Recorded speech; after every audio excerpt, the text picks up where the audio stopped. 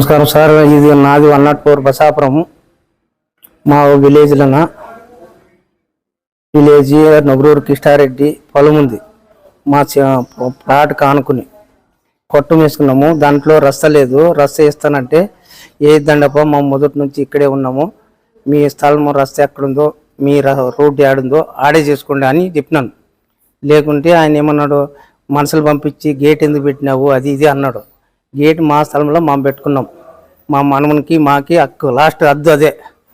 Government road వేసినా కూడా మా కాటి నుంచి లేదు. కాకపోయినా ఆయన చేనులకు పోరాదు, మన చేనుల నుంచి రస్తా. కాకపోయినా అంతవరకే మేము చెప్తున్నాము. దయచేసి మాకి న్యాయం చేయాలి. దీని గురించి రోడ్ లేదు, అక్కడ వాళ్ళ పొలంలోకి లేదు. వాళ్ళు మొదటికి ఏ రూట్కి పోతుండ్రో, ఏ రస్తకు పోతుండ్రో ఆ రస్తకే బొమ్మ. మాకంటే ఒకరితో ఆశ లేదు. మన వరకు మనకే మామూలు జీవనాధారము.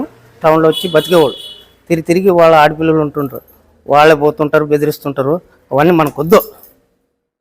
ఇది మా న్యాయం కోరేది. పోలీస్ స్టేషన్ కానీ, పేపర్ విలేకరు కానీ, నాయకత్తులు కానీ అంతా మాకు న్యాయం చేయాలని కోరుతున్నాం. గౌళ్ళ ఈరయ్య,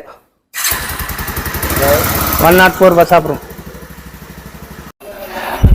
మా ఊర్లోన కిష్టారెడ్డి మా జాగ కోసము మనుషులు పంపించినాడు.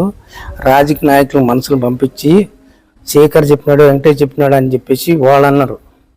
మట్టి తోలుకో అది ఇది అన్నారు, బండలు పాతున్నారు అని చెప్పినాను.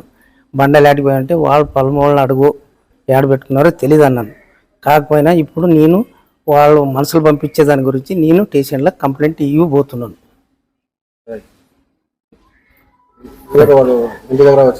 ఇంటి దగ్గర వచ్చింది మాదిగి మొండి నాగన్ కొడుకు లింగప్ప.